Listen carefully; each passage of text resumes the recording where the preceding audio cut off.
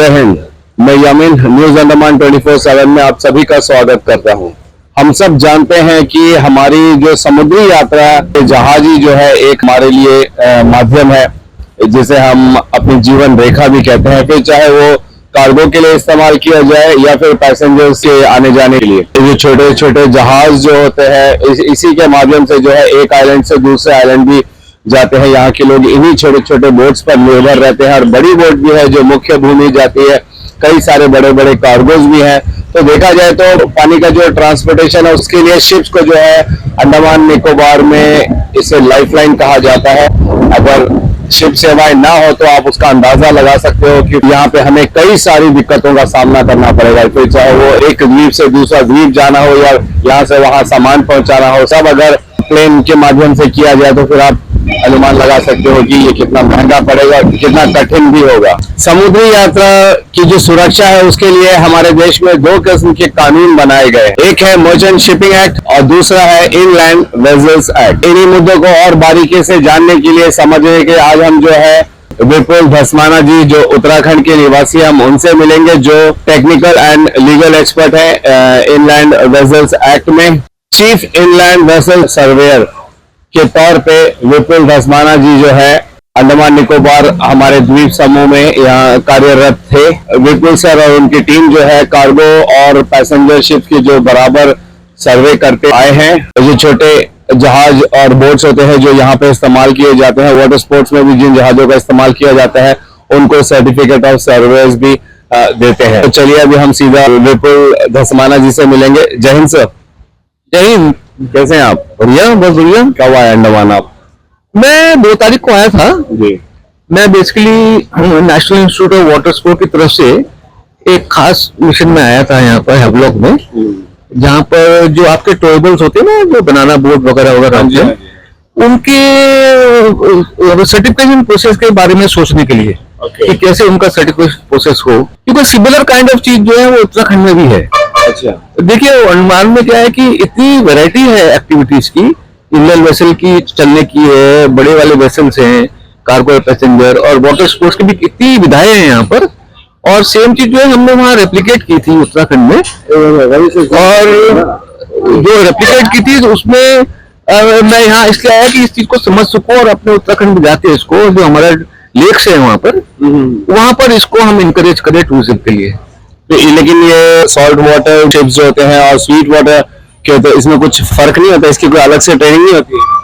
नहीं, ऐसा है कि मैं आपको बताता हूँ, national institute of water sport जो है वाटर स्पोर्ट्स की ट्रेनिंग समुद्र में ही देता है।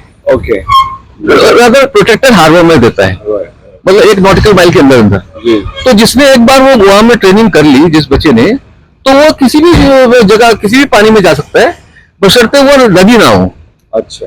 क्योंकि नदी में तो भाव रहता है ना, फ्लो रहता है। और यहाँ पर क्या है कि वेव्स और विंड का खेल है सारा। तो एडवेंचरस वाटर स्पोर्ट्स बेसिकली क्या है कि वो रोमांच का खेल है, और तभी वो जो है उसका कानून बिल्कुल अलग है, जो national institute of water sports guideline है। अदरवाइज जैसे आपने वो बोट देखी जो जा रही है वो आईवी वेसल है जो अंडमान में। आईवी वेसल मतलब प्रोटेक्टेड हार्बर के अंदर ही वो एक जेट्टी से दूसरी। इनका रेंज कितना होता है? वो डिपेंड करता है कि हार्बर का रेंज कितना है। आप जैसे यहाँ का हार्बर ऑलमोस्ट 2 नॉटिकल माइल का harbour 1 port to another port है, लेकिन इन शिप्स को भी कोई रेंज दिया जाता है कि इतनी दूरी, इतनी नॉटिकल माइल्स तक ही तय कर सकते हैं या उससे ज्यादा या कम? नहीं, इनका रेंज क्या है कि डीजी शिपिंग के हिसाब से इनका मैक्सिमम रेंज जो है 3 नॉटिकल माइल है बेस पोर्ट से। लेकिन ज्यादातर ये हार्डली 1 नॉटिकल माइल भी नहीं आपके सामने। तो इसने जाना ही कहा है, जैसे यहाँ से डंडस पॉइंट हो गया या बबू फ्लैट जेट्टी हो गया, वो 1-1.5 नॉटिकल माइल से ज्यादा नहीं है। इनलैंड वेसल सर्वेयर के मुख्य रहने के तौर पे आपका जो सफर है कठिन रहा होगा, इस बारे में थोड़ा बताइए। जब मुझे पता लगा कि यहाँ पर चीफ इनलैंड वेसल सर्वेयर की जरूरत है, और क्योंकि ना इनलैंड वेसल जितनी भी यहाँ पर है उसको ऑलमोस्ट 80 to 85% जो है वो वाटर स्पोर्ट्स से संबंधित है, बाकी 15% कार्गो और पैसेंजर ट्रांसपोर्टेशन है। तो मैंने सोचा कि मैं क्यों ना अपना नॉलेज बढ़ाऊं, एक केस स्टडी करूं अंडमान निकोबार का, और उसको मैं अपने स्टेट में लागू करूं। तो इस इंटरेस्ट से मैं आया था, 1 साल में था यहाँ पर। तो बहुत ही मेरे जीवन का सबसे बेहतरीन 1 साल थे। उसका रीजन ये है कि यहाँ पर इतनी सारी एक्टिविटीज है टूरिज्म रिलेटेड, और हमारा खुद का उत्तराखंड जो टूरिज्म रिलेटेड बेस्ड है। और चीज सीखने को मिली वो मैं वहां लागू करने के लिए यूटिलाइज कर सकता हूँ, और मेरा इंटेंशन यही था। यहाँ पर क्या है कि खुशी इस बात की है कि इतनी वैरायटी है वाटर स्पोर्ट्स की, और लेकिन उसमें यह है कि वो रेगुलेशन जो वाटर स्पोर्ट्स का होना चाहिए, उसके लिए जो है वो कोई अलग से रूल जो है केंद्र सरकार बनाए, अच्छा, और केंद्र सरकार उसको दे और अच्छी सेफ्टी करें। उसमें क्या है कि national institute of water sports जो है वो ऑथराइज है, उन्होंने गाइडलाइंस बनाई है, उसी गाइडलाइंस यहाँ चल रही है। वही आपकी बहुत ज्यादा फोकस वाटर स्पोर्ट्स एक्टिविटीज पे करते हैं। हाँ, तो यहाँ पर तो 85% वेसल तो वाटर स्पोर्ट्स की है ना, तो बाकी तो जिंदगी भर बाकी तो रूटीन। अब देखिए ये बड़े बड़े जहाज हैं, और आपके जो ये रोड वेसल चलती है, ये तो जिंदगी भर करते हैं। तो अब वो मेरा जो उसका एक्सपीरियंस है वो वाटर स्पोर्ट्स में अगर आएगा तो हम एक इंटरनेशनल क्वालिटी का सर्विसेज देंगे, और Andaman will be the first, मतलब यूनियन टेरिटरी एंड स्टेट में, जो कि अगर वो लागू करेगा तो बहुत ही प्रोग्रेस करेगा इंटरनेशनली। अच्छा। और जबकि आपकी गवर्नमेंट जो है, एडमिनिस्ट्रेशन जो है, इसको इंटरनेशनल डेस्टिनेशन के रूप में चाहती है। अब देखो वो एयर एशिया का वो शुरू होने वाला है, तो जो लोग सिंगापुर या इधर जा रहे हैं वो अंडमान आएंगे, बट प्रोवाइडेड जो है आप जो है एक अच्छी चीज पेश कीजिए उस पे with in the framework of एक वाटर स्पोर्ट्स के कानून के। ये जानना चाह रहे हैं कि जो बोर्ड के भी प्रकार जो होते हैं, कितने प्रकार के होते हैं और क्या क्या होते हैं, वो थोड़ा बताइए। देखिए, वो बोर्ड के पर्पस के बेस पे उसका डिजाइन होता है, और वो डिजाइन जो है एक पर्टिकुलर जोन के लिए बना होता है। अब आपने देखा होगा जो आपकी 10+2 बोर्ड चल रही है यहाँ पर, और कैटामरीन चल रही है, वो रॉस आइलैंड तक ही चलती है और नॉर्थ बे तक ही चलती है। उनके डिजाइन फैक्ट्री ऐसा है कि वो उसी के लिए बनी है, उसी के लिए इंटेंडेड है। तो ये वो चीजें आती है 10 मीटर से नीचे। अच्छा, ठीक है, उसके रूल्स इतने सख्त नहीं होते हैं, क्योंकि वो विद इन द आईसाइट रहती है, 1 नॉटिकल माइल के दायरे में रहती है। उसके ऊपर क्या है कि ये नया इनलैंड वेसल एक्ट 2021 जो पारित हुआ है, उसमें क्या है कि एक कैटेगरी है 10 मीटर से नीचे की, तो तकरीबन सारी वाटर स्पोर्ट्स वेसल जो है उसमें आ गई।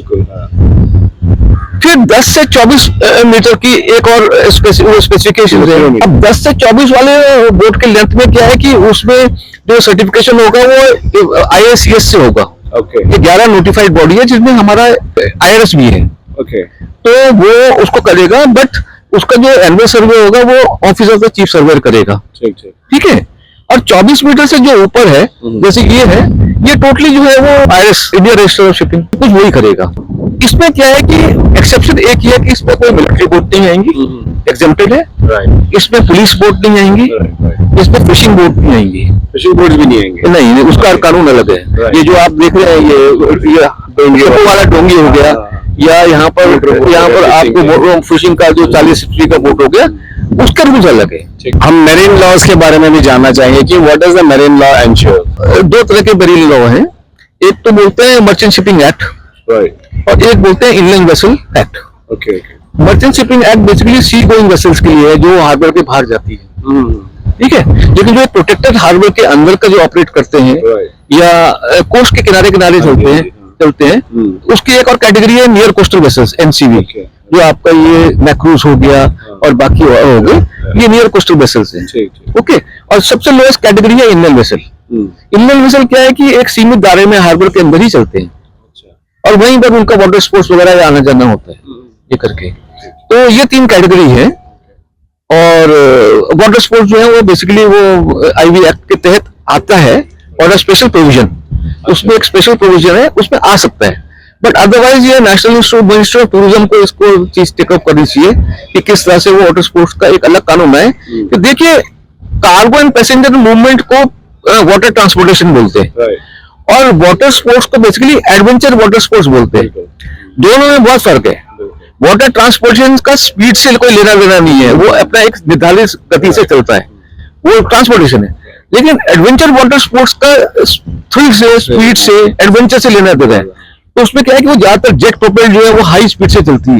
पैरासेलिंग जो है, अगर उस पर 15 से 18 नॉट का नहीं मिला, अच्छी कंडीशन नहीं मिली, तो पैरासेल उड़ेगा नहीं। That's a matter of thrill.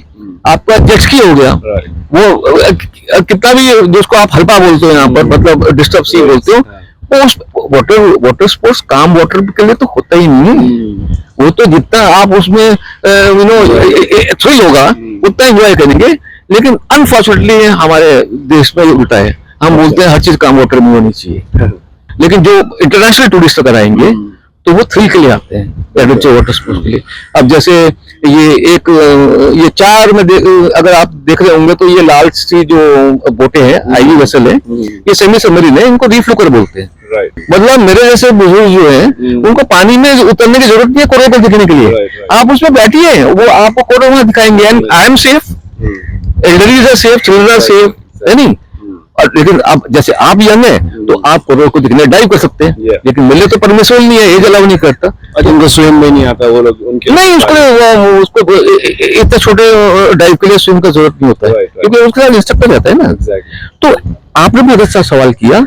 ऐसा है कि सेफ्टी फैक्टर डिपेंड्स अपॉन कि वो एक्टिविटी में रिस्क कितना है, और उसी तरह से इक्विपमेंट की सेफ्टी फैक्टर होता है, उसी तरह से वो ट्रेनिंग होता है उस इंसान का, और उसी तरह से उस बोट या वेसल के साथ की जो एसेसरीज होती है, जैसे पैरासेल हो गया या आपका जेट स्कीइंग हो गया, या अभी वाटर स्कीइंग यहाँ नहीं है, लेकिन वाटर स्कीइंग हो सकती है। जैसे हडबे में जो है आपकी विंड सर्फिंग हो सकती है, बड़े लेकिन होता क्या है कि उसके लिए वो एडवेंचर वाटर स्पोर्ट्स का स्पेशल कोर्स होता है। ज्यादातर हमारे देश में ऐसा कोर्स नहीं है कोई, ज्यादातर विदेशी जो है वहां पर अच्छा करते हैं। मैं गया था, मैं स्टडी के दौरान में गया था वहां पर, मैंने देखा it's a wonderful thing. Andaman has got everything on this world. Only ये है कि उसको एक अलग से पॉलिसी बने एडवेंचर वाटर स्पोर्ट्स की, उसको प्रमोट करने के लिए। और ये बिलीव नहीं, वर्ल्ड वाइड लोग यहाँ आएंगे। वाटर स्पोर्ट्स एक्टिविटीज को आईवी एक्ट 2021 में क्यों इंक्लूड नहीं किया गया? देखिए, हमें सबसे पहले बेसिक समझना जरूरी है। इंडियन वेसल एक्ट कार्गो और पैसेंजर के वाटर ट्रांसपोर्टेशन के लिए है। अच्छा, उसका कोई लेना देना नहीं है वाटर स्पोर्ट्स के लिए। ओके, वाटर स्पोर्ट्स के लिए मिनिस्ट्री ऑफ टूरिज्म में national institute of water sport को ऑथराइज कर रखा है कोर्स कंडक्ट करने के लिए। लेकिन जैसे अंडमान है, अंडमान निकोबार एडमिनिस्ट्रेशन जो है वो अपने एक्टिविटीज के अनुसार उसके रूल्स बनाए, सेफ्टी रूल्स, और उससे करे। ऐसा नहीं कि अभी भी संचालित नहीं हो रहा है, लेकिन उस थ्रिल और एडवेंचर लाने के लिए थोड़ा रूल्स और स्ट्रिक्ट होंगे, और उसके लिए जो है उसका अलग से अगर रूल्स बनेंगे तो काफी डेवलपमेंट होगा, काफी पैसा आएगा। लोग तो एडवेंचर के लिए आते हैं यहाँ पर। ट्रेन प्रोफेशनल्स भी तो चाहिए होंगे ना उसके लिए। हाँ, तो वो national institute of water sports courses कराता है बाकायदा। वहाँ पर water sports centre management course है 3 महीने का, और उस तरह से वहाँ पर क्या है कि पैरासेलिंग का कोर्स है, वहाँ पर कयाकिंग का कोर्स है, क्योंकि national institute of water sports का काम बेसिकली ऑपरेशंस है। लेकिन जो वेसल डिजाइन है उसकी सेफ्टी इनहेंस करनी है, और जिससे और अच्छा हो, वो तो फिर पर्टिकुलर स्टेट और यूनियन टेरिटरी को देखना पड़ेगा। हो सकता है कि अंतर्राष्ट्रीय पर्यटक जब यहाँ पे आने लगेंगे, उनकी संख्या बढ़ने लगेगी, तो डिमांड्स भी होंगी उनकी, तब हो सकता है ये लागू कर दिया जाए। बिल्कुल, आप तैयारी तो अभी से कर लो। हाँ बिल्कुल, बेस ग्राउंड वर्क तो अभी से जब शुरू करेंगे, और अगर अगले महीने से आने शुरू हो गए तो हम आपको तो अंडमान निकोबार टूरिज्म को तो पहले ही क्या नाम है इसके लिए तैयार होना पड़ेगा। ऐसा नहीं है, रेगुलेशंस प्लेस पे हैं। इंटरनेशनल जो नेशनल जब आता है यहाँ पर, वो अपने नजरिए से अपने सेफ्टी रूल से आता है, और यूरोपियन यूनियन इतना स्ट्रिक्ट है इसमें कि अब यूरोपियन यूनियन में एक रिक्रिएशनल कार डायरेक्टिव्स नाम का कानून है। जितने भी कंट्रीज जुड़ी है इस यूरोपियन यूनियन से, उन्होंने अपना कानून बनाया है, एंड वो लेजर एंड वाटर स्पोर्ट्स के लिए ही है। अगर वो वैसा इम्प्लीमेंट हो जाए तो प्रॉब्लम ही नहीं है, ठीक है। और कयाक्स एंड कैनोज जो है वो बाहर बनती है, क्योंकि उसका यहाँ पर सेटअप नहीं है। सी सर्टिफाइड बोट है वो, मतलब you don't have to certified again, sea certified है। यस, जो उसका मरीन कंसल्टेंट होगा टूरिज्म डिपार्टमेंट का, या बोलिए जो उसका सर्वेयर होगा अपना, वो सी सर्टिफाइड को ऑथेंटिकेट करेगा, यानी एंडोर्स करेगा।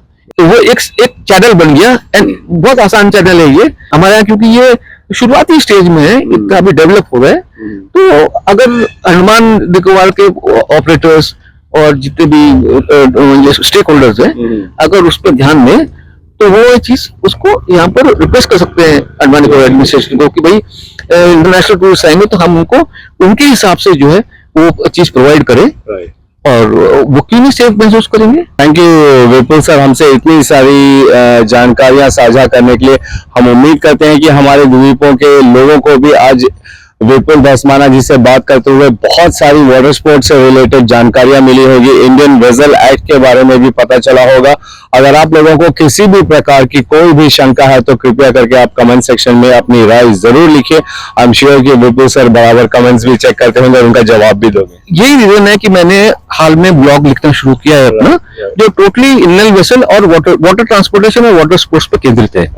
और अगर कोई जानना चाहे तो आप अपने स्कूल में चला दीजिए, वेबसाइट का वो है जो ब्लॉग है मेरा, तो लोग उसमें मेरे से भी डायरेक्टली इंटरेक्ट कर सकते हैं अगर उनको कुछ चाहिए। तो हम सर का जो ब्लॉग का जो लिंक है वो हम आप लोगों को डिस्क्रिप्शन में शेयर कर देंगे। अगर आप लोगों की किसी भी तरह की क्वेरीज है वाटर स्पोर्ट्स को लेकर या इंडियन वेसल एक्ट को लेकर, तो आप जो है सर के ब्लॉग में जाके उनसे डायरेक्टली वहां से बातचीत भी कर सकते हैं। एक बार अंत में हम फिर विपुल सर को ढेरों धन्यवाद करना चाहेंगे कि वे जो है अपने इस कीमती समय में यहाँ पे बहुत इंपॉर्टेंट काम से वे आए थे, लेकिन इस समय में भी उन्होंने जो है हमारे चैनल को थोड़ा अपना कीमती समय दिया है और इतनी सारी जानकारियां हम सबके साथ में साझा की है। Thank you so much sir हमारे चैनल में आने के लिए। जाते जाते मैं चाहूंगा कि आप हमारे दर्शकों को चंद शब्द जरूर कहें। मैं न्यूज अंडमान 24/7 देहरादून में बैठ के देखता हूँ। थैंक यू सो मच और उसका रीजन है, उसका रीजन ये है कि आपकी बड़ी कंस्ट्रक्टिव अप्रोच है किसी चीज को लेके, और आप सोसाइटी को के लिए काफी अच्छा मतलब स्टोरीज करते हैं। Thank you so much. और ये डेवलपमेंट जर्नलिज्म में आता है। I have been a journalist for many years, अभी भी हूँ मैं, मैंने सुना है सर। हाँ, नहीं, हम तो बहुत पुराने हो गए, लेकिन मैं हूँ। और इस चीज को लेकर खुशी होती है कि समाज की चीजों को एक पॉजिटिव वे में लोगों को प्रस्तुत करता। देखिए क्रिटिसिज्म तो कोई भी करता है, एक हेल्दी क्रिटिसिज्म होती है और एक पॉजिटिव वे में होता है। तो आपका चैनल मुझे बड़ा अच्छा लगता है, मैं वहां बैठ के यहाँ से खबरें देखते रहता हूँ कि कहाँ क्या हो रहा है, कहाँ क्या हो रहा है वगैरह करके। Thank you so much. Thank you. हमारे द्वीपवासियों के लिए चंद शब्द कहिए प्लीज। टूरिज्म बढ़ाइए और जितने भी हमारे नए अपने युवक युवतियां हैं उनके लिए इतना बड़ी अपॉर्चुनिटी है। अंडमान निकोबार जो है एक हीरा है, हीरा हमारे भारतवर्ष के लिए। तो वो अपना योगदान दे और एडमिनिस्ट्रेशन से सहायता ले और टूरिज्म को चरम सीमा तक ले जाए। ये सिर्फ विपुल सर का ही कहना नहीं है, आप प्रत्येक व्यक्ति जो अंडमान निकोबार आता है आप उनकी जुबानी अगर सुनोगे तो उन सबका यही कहना है कि हम जो है स्वर्ग में रहते हैं और अपॉर्चुनिटीज की दुनिया में रहते हैं। बस जरूरत है तो हमें आगे बढ़ना है और प्रतिभा से जो है इसको पाने की जरूरत है। और ये मुमकिन भी है, बस कानूनी तरीके से हर चीज को अगर हम अप्रोच करें तो वो चीज हम पा भी सकते हैं जिसका हम सपना देखते हैं। उम्मीद करते हैं कि आज के इस बातचीत से सबको बहुत सारी जानकारियां भी मिली होगी और एक नई दिशा की ओर जाने के लिए आप प्रोत्साहित भी होंगे। किसी भी सवाल जवाब के लिए आप हमारे कमेंट सेक्शन में हमसे सवाल कर सकते हैं, हमें वहां पे लिख सकते हैं या डायरेक्टली हमारे नंबर पे भी आप संपर्क कर सकते हैं। फिलहाल कैमरा पर्सन दीपिका सोनी के साथ में यामीन, न्यूज अंडमान 24/7। जय हिंद।